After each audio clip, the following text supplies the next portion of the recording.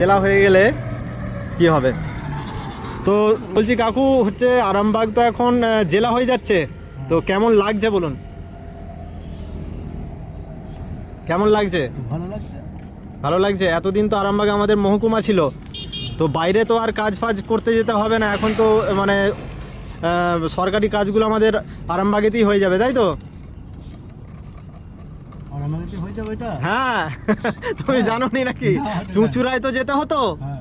চুঁচুড়ায় কোনো কাজ করতে তো চুঁচুড়ায় যেতে হতো, যে কোনো সরকারি কাজ চুঁচুড়া কলকাতা, হ্যাঁ, যেতে হবে। হ্যাঁ যেতে হতো তো। আরামবাগ হয়ে যাবে। এইটা আরামবাগে হয়ে যাবে এখন সব কিছু, বুঝতে পারছো?